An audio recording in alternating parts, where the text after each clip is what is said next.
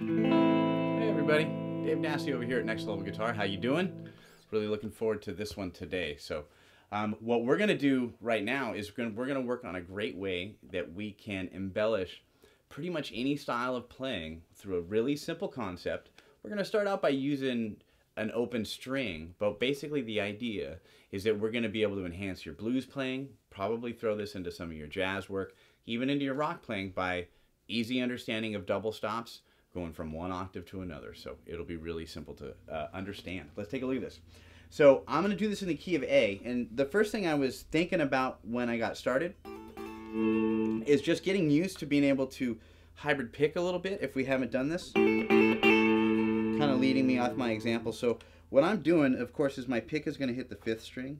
My middle finger is going to attack any other note that may happen on the high E string or the 3rd string or whatever, and I'm following the pentatonic scale. So I'm just going just to get comfortable initially. It's a really simple way to get used to kind of throwing in some extra notes. Over time we could change to not be playing an open string every single time we're playing a note on the high end, but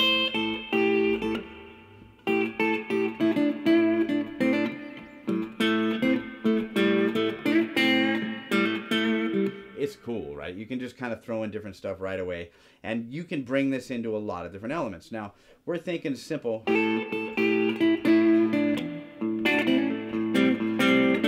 If I want to do double stops in this position that might even bring out the sounds of things that might take place here on the 5th fret, where I'm going to hold my 1st finger over 3 and 2, or maybe even my 3rd finger on the 7th fret over 3 and 2. And I have available to me to keep it strong minor context.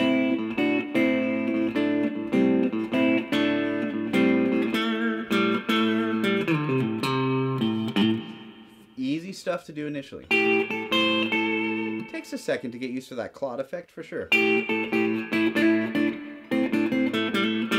I realize putting rhythm into your playing might be a little bit different at times too. And you'll notice I'm taking as my structure is what I'm thinking. So as far as scales to be available to you, I'm working through forms of A minor pentatonic. I'm working from one octave to another. I'm really kind of playing the same notes over and over again. If you look, these notes here are the same as these notes here and the same as these notes here. You're hearing me talk about scales and things. So we have great information that's available to you when you click on that link below in that YouTube text box. What you're going to get is you're going to get a free video and coinciding ebook that's going to give you great information. And it just comes with all the things that you need put in one place. So when you're watching anything that is relatable to any content whatsoever with scales, chords, diagrams, all of this stuff, wacky names, you have it right in front of you and it's free, and all you got to do is click on the link. Get a video with it. It's awesome. So that's kind of different to start, and a lot of people can get some good content or mileage out of this initially. So what we're going to do now, though, is what I think is a bit more interesting and kind of fun to play around with. I'm going to put my pinky on my A note, okay? And that's going to be on the 7th fret, 4th string. What I'm going to do is think of an A minor triad that would be voiced like this. I'm thinking A minor because of the pentatonic scale just for the moment. And I'm going to basically trace my way back to my A while I still hold the other one with my pinky. So by doing so, I have some stretching that's going on. And I find with my students too, this is a great thing to do, because if you're not used to like stretching out or putting your thumb back here and being all proper about stuff, it's a really good exercise. I'm going to turn this way so Dave can see this. My thumb isn't going to drop below here. I'm going to say pretty much, it stays pretty stable. So watch any of this business, not so good. If you're like this, it'll be kind of tough. So we want to make sure that we're back here as we go through these things. Now, I'm going to claw a little bit. And I'm going to go a lot of this stuff for me. Now you can go. I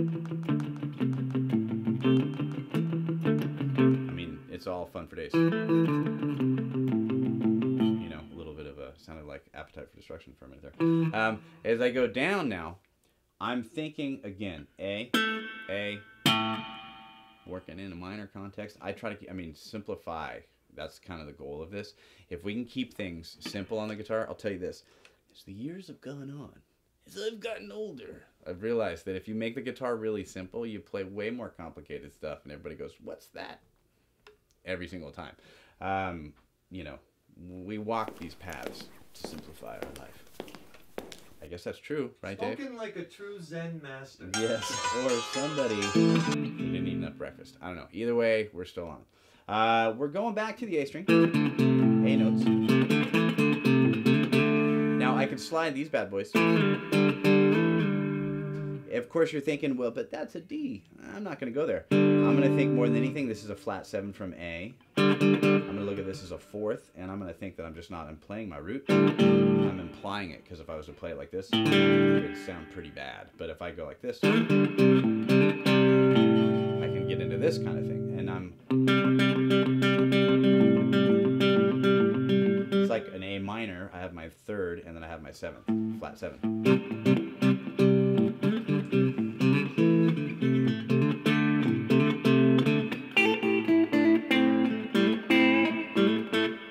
Getting somewhere with this. Now I can flip it the other way and I can put my focus here.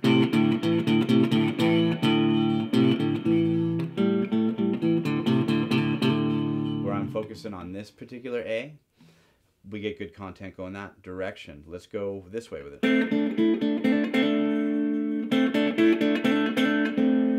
That's also really fun. So now I can... thinking minor more than anything in its context. So this biggest problem, I think, or thing that you might have is, what finger am I using on my root as I travel to the next one? Am I conscious of what I have to do to make sure that when I play it, I'm fingering it the right way? That's the biggest deal. Because we can get to this A. I think that's pretty cool. We're holding the A here. E, E. Stretchy is all get out. If you have to put this over here, you could. And you're going to get into more interesting things, right? Like if going like this totally sucks, you can put it over here. So what if I then walked it? You're getting creative based off of the concept that you're really going from A to A.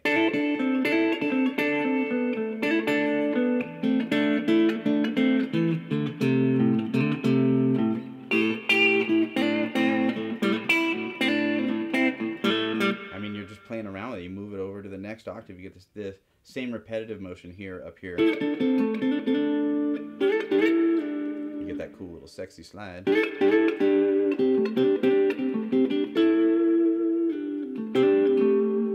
Sounds different up there. You're leading into your minor pentatonic at that point. Because if I'm talking about pentatonic, as the videos have gone on with my instruction around here, you've seen me talk about scales, you've seen me turn it into chords. I'm really thinking that as I play, I'm thinking of that chord shape more than anything else. And as I'm thinking that I've walked the path of scales to look at them like chords, and I know what licks I play when I play these chords. So if I go, I know that is the same as this, and this is the same as this. So I feel comfortable enough to migrate or move my way there.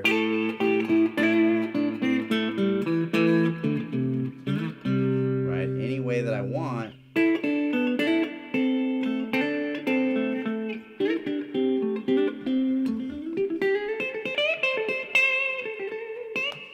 Can move it in that way, and I feel comfortable because the same information is going to carry me here. So I think that's pretty good. It's a fun little lesson. I can go on for days about this stuff, so I'm going to have to stop it probably there, and we'll do another one on other content relatable to it. But the idea is that you're basically going from one octave to another. We're working in a minor pentatonic context, and sounds get sexy. A little bit different. It's outside of the box. We're not going, which is cool, but now when I go,